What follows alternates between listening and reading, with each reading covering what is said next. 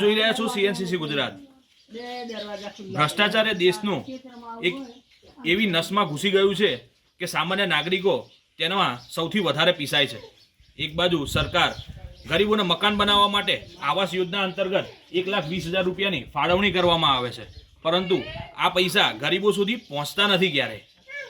કેમ કે વચોટિયા એમની અંદર કમિશન રાખીને લાંચ ઉછત પેટે 1,20,000 માંથી કટકી કરીને સરકારી અધિકારીઓ તેમજ વચોટિયા ખાઈગી કરે છે। એવી જ રીતે પાટણની બાજુમાં એક આજે અબલુઆ ગામ આવેલું છે। એ અબલુઆ ગામમાં તલાટી તેમજ તેમના વચોટિયા કે જેઓના માધ્યમથી પૈસાની લાંચ રૂશ્વત માગીને 1,20,000 રૂપિયાની સરકાર દ્વારા સબસિડી એનાયત કરવામાં આવેલી હોય છે।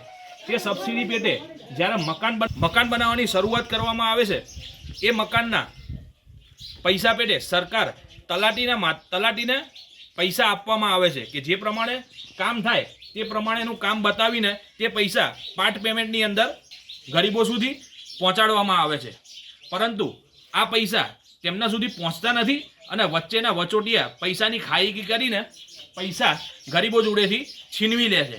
જો 40,000ની સબસિડી પાસ થઈ હોય તો એ સબસિડી પેટે એમના સુધી 20,000 રૂપિયા પહોંચાડવામાં આવે છે, જ્યારે 20,000 રૂપિયા વચોટિયા પૈસા લઈને ખાઈગી કરી નાખે છે। તો વધુ વિગત આપણે આ ગામના અબલુઆ ગામની અંદર આવે છે કે તેમના માજી સરપંચ અને તલાટી સાથે મળીને આ લોકોના પૈસા પડાવી લીધા તેવું તેમનું કેવું થાય છે। તો તેમને કેવી રીતે પૈસા માગ્યા અને કેવી રીતે આ પૈસાની ઉઠાંતરી કરવામાં આવી છે તે સમગ્ર વિગત આપણે મેળવીએ।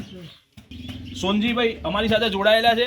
તો સોનજીભાઈ, તમારી પાસે જે મકાન બનાવવા માટેના પૈસા સરકાર દ્વારા આપવામાં આવે છે તે તમારી સુધી પહોંચે છે ખરા? તમારી સુધી સાહેબ થોડા ઘણા પહોંચે છે અને વચેટિયા 20,000 રૂપિયાની માગણી કરે છે। ઘર મંજૂર થાય એમાં ઘણી જગ્યાએ તો પહેલાં પૈસા લઈ લે છે અને ઘણી જગ્યાએ પહેલાં ચેકમાંથી 20,000 રૂપિયા લઈ લે અને 20,000 વધે લાભાર્થી જોડે।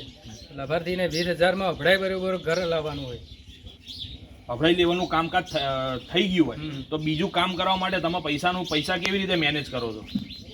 મજૂરી કરે છે, હવે ક્યાંથી લાવે એ મારે અધૂરું પડ્યું।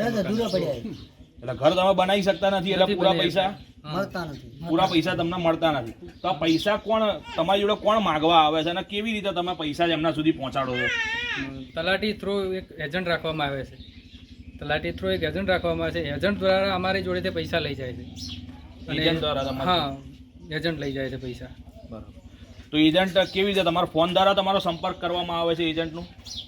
કોન્ટેક્ટ ફોન દ્વારા થાય। ફોન દ્વારા અમને બોલાવવામાં આવે કે તમારા હપ્તો નખાઈ ગયો છે, તમારા જે ખાતામાં જમા થયા એમાંથી 10,000 કે 20,000 રૂપિયા અમને આપી દો, પાછળનો તમારા 20,000નો પાછળનો જે ચેક આવે તાણે નખાશે, તમે આ રહ્યો અમારો વ્યવહાર આપશો તાણે જ।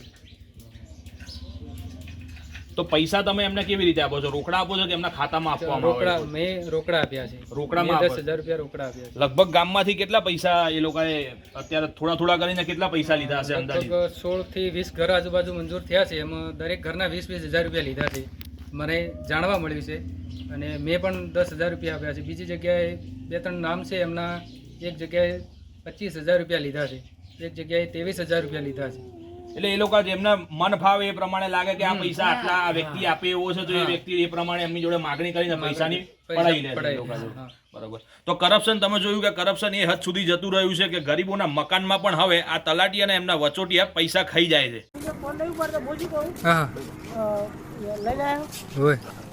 તલાટી